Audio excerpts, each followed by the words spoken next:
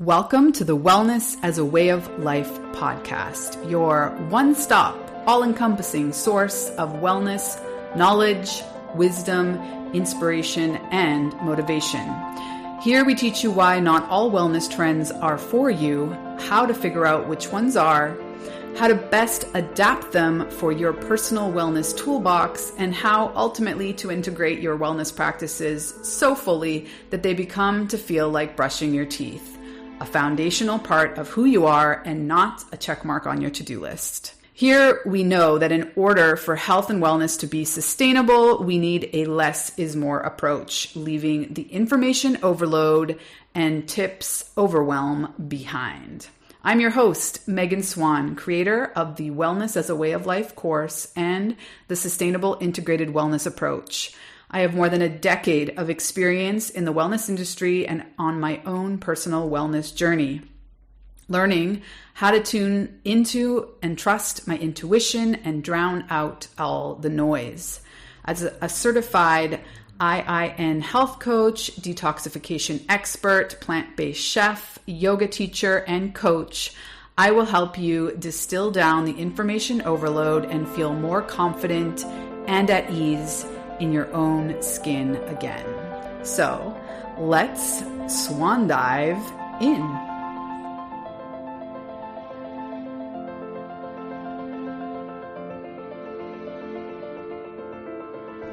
This week on the podcast, we are talking to one of the incredible women who has already taken the Wellness as a Way of Life course. She is a fellow Sober Curator. That is how we met, through the Sober Curator blog, but she is also an astrologer, a dog lover, dog trainer, I would even say dog whisperer. She is an incredible human, and I am so thankful that she wanted to participate in the beta version and give me her honest opinion. We talk about how really the course helped her soften her rules, how she learned to trust her wealth of knowledge around health and wellness, and personalize her own process, lifestyle, and journey, and truly make it her own. Analisa Six is here to tell us all about her personal reflections and experience and the major takeaways that she gained from taking the Wellness as a Way of Life course. It's really been an honor to work with her, and I'm just so thankful that she has had the positive results that she has. So let's get into it with her and hear all about her experience in the course.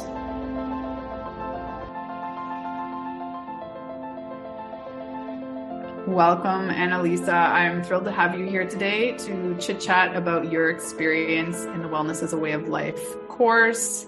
And what were some of your major takeaways? So let's start with how are you doing and how's your year been so far? A little update. How's my year been so far? It's been interesting. I am currently not working due to health issues, which was what inspired me to say yes to doing your beta course. So it's been like kind of an identity crisis year of me having to accept focusing on my health and not productivity mindset. Like, I've always been somebody that's really career driven, and usually I'm working on like a lot of things at one time. So I feel like simplifying and leaning into just not being so productive all the time in the ways that I used to be has been a challenge, but also I feel like I'm learning a lot of value in the other side of life that sometimes people don't learn until they're pushing retirement. So I feel like there's a blessing in it that I'm trying to see. Yeah. So first of all, I'm so happy that you participated, particularly because I know you already have quite a history and a wealth of knowledge in the health and wellness space for various reasons over the years. I will say that one of the ways that we know each other is through the Sober Curator. So we're both sober. We have that sort of thread. But what are sort of other major themes that for you've been dealing with over the years that has required you to be conscious of wellness trends, let's say? Yeah, in my teen years, it became apparent to me that I was lactose intolerant, and I was around a lot of people that were trying out vegetarian and vegan diets when I was 17. And so that was my first kind of intro to cutting certain things out of my diet to see how it impacted my health. And then I was diagnosed with IBS when I was 23. And that was also another period where I started to have to really, educate myself on my nervous system and my health and various things. And then when I was 25, that's when I decided to go back to being vegan, because I had taken a break from being vegan for, I think, like 4 or 5 years. And then that was when I really leaned into wellness, and I went sober. I quit smoking cigarettes after smoking for about a decade. And I just went like full on, into just saturating my mind with nutrition stuff. So pretty much since then, that's kind of been a big focus of my life, is health and wellness. And it's, as an addict, I think you tend to make the opposite polarity in addiction. So I definitely feel like I became overly obsessive with that in a way that I think the course that you created is really good for somebody like me, because you can equally create an unhealthy relationship with wellness or health, where you're kind of like obsessing over if you're doing the right things and trying out a lot of different things. And so I feel like that's where I've been struggling a lot, is like, where do I just kind of allow myself to have more balance in my life, and I'm not always stressing out every time I don't feel good, which was something that was happening to me. Yeah, well, can you speak a little bit more of this dynamic, that we can have a lot of anxiety, particularly when we're not physically feeling well and we don't quite understand why.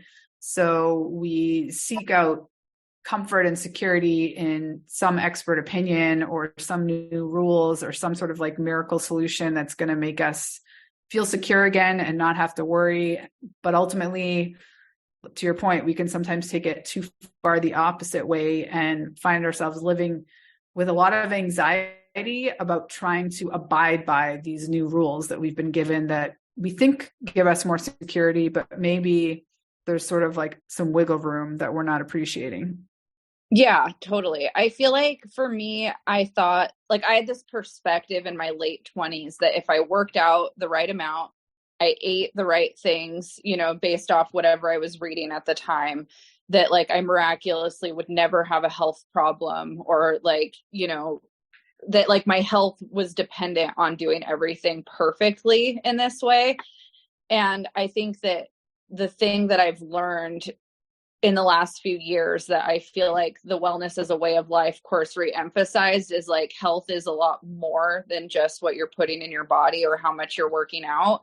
And I think in succession with wellness as a way of life, like all the other like podcasts and, things that I've been reading that are coming out too about the nervous system and how like your health really is kind of indicative of your state of mind, just as much as it is what you're putting in your body or how much you're exercising. And if you have a poor relationship with what you're putting in your body or exercising, and your mindset's poor, like that's also going to make your health poor too. So I feel like the thing about wellness as a way of life that was positive for me was remembering that and being reminded of that. Because even with when I learned about having IBS, like the gastrointestinal surgeon was like, you can eat whatever you want. It doesn't matter. If your mindset isn't right, like if you're stressed out when you're eating, you're going to have a flare up.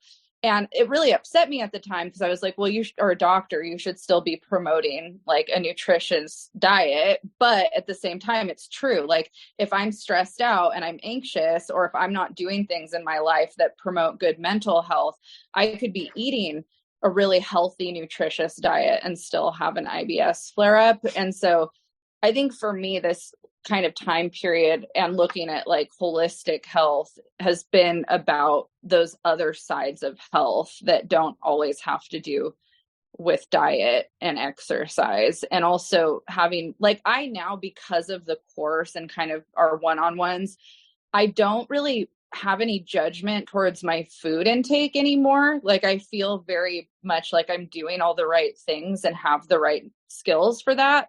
And I'm noticing that my health is more related to the other stuff, like my nervous system and mindset stuff. So I think that you did a really good job of like showing that part and the ways that you can intentionally work in those other things, and just not having anxiety about food as much is huge for me, because again, like it doesn't matter if it's the right foods. If I'm feeling anxious about it, like it's just not going to do what it needs to do for me. Yeah. Well, I think particularly as women, we have anxiety around food. Like we really are always have a thread of concern about what are we going to eat? Is that okay what I'm eating? What is the, outcome of what I'm going to eat? And ultimately it can get quite toxic quite quickly if we're not, giving ourselves a little bit of grace and trying to bring in things like presence, enjoyment, pleasure, looking at it from a nourishment standpoint, opposed to, this calories in, calorie out thing that a lot of us sort of consciously or subconsciously adopted in our teens and 20s. I love that you said at one point that it was really validating for you. Can you kind of talk a little bit more about how overwhelming, I guess, it can be for someone who's, seeking answers to health problems that are maybe not so commonly resolved, like with one solution, and where you kind of feel like you're on your own seeking support or a solution to feeling better? Yeah, I feel like I have a lot more knowledge on, like, having that interest in veganism when I was a teen. I bought a lot of books about health and wellness. And my mom was also someone that was really into introducing me to that. Like I'd read textbooks that, you had to buy in college for that stuff just because it was an interest of mine. And so I feel like what's happened for me in a lot of social circles when I'm like I'm a Leo, I like to talk, I like to share. I'm also a process talker. Like I really enjoy connecting with people in that way. And unfortunately, one of the downsides of that is that when you like to share or process talk, you get a lot of other opinions or feedback or suggestions from people that do a lot of projecting of their own experiences, which is fine. I've also been guilty of that, where I think everyone should be plant-based and, that doesn't work for everybody. And so it's just a normal thing that happens. But I think what's happened to me is that throughout my life, I personally have lost my own way sometimes in terms of the knowledge that I've obtained or what has worked for me. So I'll kind of get off my path a little bit because I start to feel insecure. Like maybe I don't know what I'm talking about, or maybe what I read is not correct. And then I'll kind of forget what works for me and then end up kind of in this anxiety place again with food and trying out things based off of what somebody else who's uneducated or maybe even doesn't even know as much as me, but I'm like I'm second guessing myself. So, I'm not sharing as much of what I'm going through overtly anymore for that reason, just because so many people come in with suggestions and I feel like it's totally not helpful. It just floods me. And the thing about the Wellness as a Way of Life course that was helpful and validating for me was it brought me back to a bunch of the original like education that I had been on when I was in a better place, where like the whole section on biorhythms and even some of the seed cycling stuff, like I wasn't familiar with seed cycling, but I used to have like a lot of those things in my diet regularly. And I just got off track with it and was just kind of not tuned into those things again. And I think the biorhythm one was huge because I have a lot of people in my life that are obsessed with snacking and eating at a lot throughout the day who benefit from it. They have a faster metabolism than me. They are hangry more often. And I'm just not one of those people. I actually really enjoy intermittent fasting. I don't really get hungry until around noon, maybe 11 sometimes. And so when I was learning about the biorhythms, I was like, this is me. Like, this is how my body functions. And it probably functions that way because in the past I've done these things, like I've set my rhythm up. And I'm not somebody who struggles with sleep. Like I get 10 hours of sleep every night. I don't have cravings the way other people do. Like I eat vegetables and fruits and nuts. Like I'm not out, like I don't go to fast food restaurants. I don't put a lot of processed stuff in my body. Like I'm not one of those people. So a lot of the people that are projecting that onto me, they drink alcohol, they eat dairy, they, you know, they do cheat and do those things in their diet, and they don't have good sleep a lot of times. And so for me, it's also kind of, it was validating where I'm like, wait a minute, like I don't live that lifestyle and I don't have those issues. Like my health problems are totally not the same, you know? Mm-hmm. And so I just felt like it brought me back to home and got a lot of that rhetoric out of my mind. And I was just like, okay, I don't need to talk about this with other people. I don't need to project that stuff onto myself, like stick to what works for me. And I think the other thing that was really helpful for me working with you and doing the course was a lot of my education was self-educated, which people don't value. Like if you say, I self-educated, I read these books, I've done this research myself, people don't take your anecdotal experiences, they don't take your wisdom. But if you say, I'm working with somebody else who's certified, who, you know, and I'm taking this course or this class, that kind of shut everybody up. Like they were kind of like, you know, and when I shared, like, actually in this course, like it's validating everything that I already kind of thought was true. People are just like, oh, that's awesome. Like you don't get as much questioning, which I've noticed in my own life about many things. Like for some reason, anecdotal experience is not, people don't value it as much. So I think that was also really good for me, was to be able to have like a certified, educated professional, like helping me, and me also saying like, I don't need the opinions of other people. And the other thing too, is it's not, I already knew this, but now I'm hearing it from you. So I can say that. Yeah. It's definitely the reality that we very much still give more weight to the traditional education systems as such. But I think that's one of the values that I try and instill in the course, that at the end of the day, you are the number one expert of your own body. So whatever you're experiencing, you can try out like said friends, you know, hack or their coach's advice for them or whatever. But I just caution people to take everything with a grain of salt. You have to try it out on yourself first. Don't assume that because it works for one person, because it works for your spouse, because it works for your mother, that it's going to work for you or that it's meant for you, and just kind of remove that layer of self-judgment that, you know, your body doesn't work the same as everybody else's, that, you know, you're not doing whatever said, you know, meditation that everybody claims is like the thing.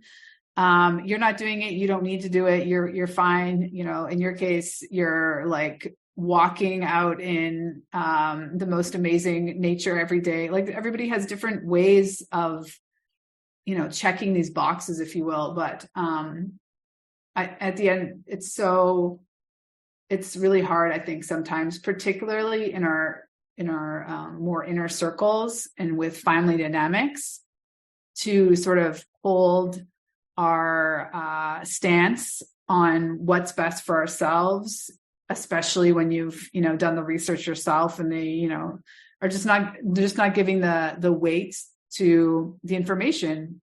And usually it's because they haven't also tried it themselves. So like, everybody can speak from a personal experience standpoint. I think that's really valid, but ultimately that only makes you the expert in how it works for you, not how it's going to therefore work on everybody else.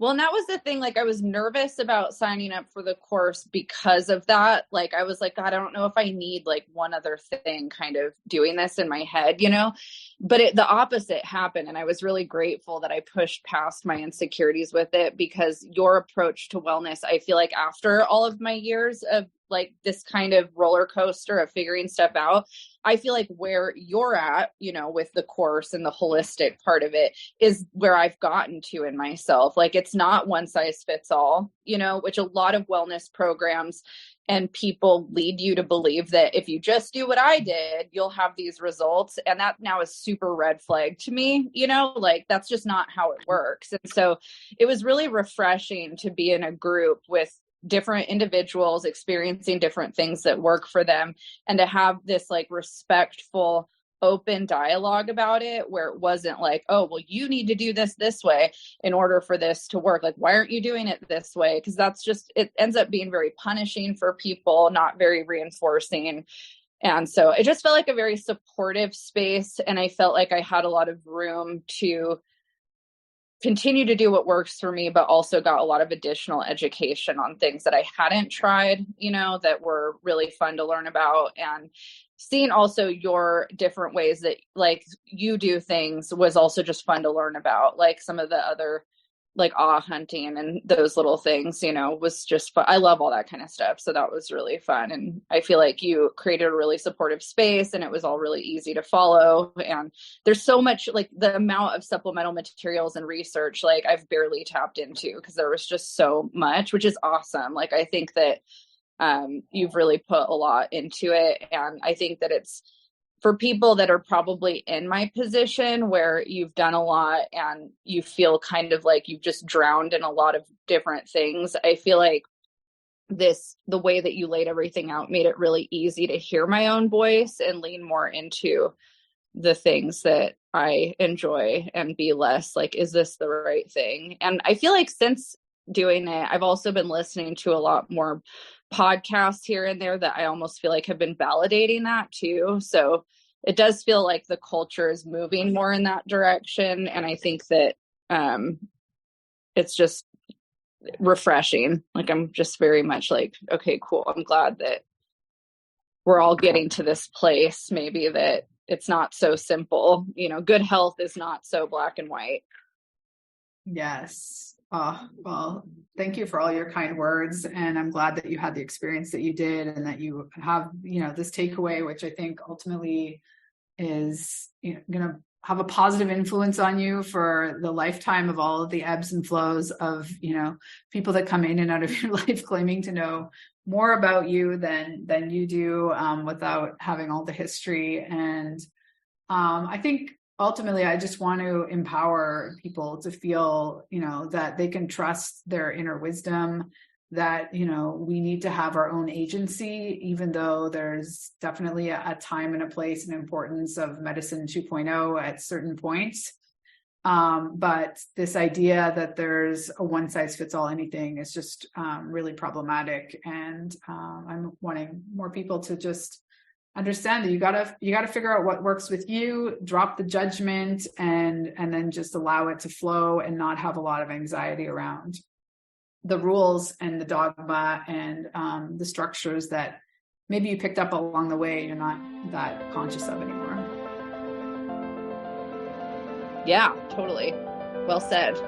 I agree. Awesome. Well, thanks so much for doing this. I really appreciate it. And, you know, I know we'll be in touch. Looking forward to another astrology reading sometime in the future. Awesome. Thanks for having me.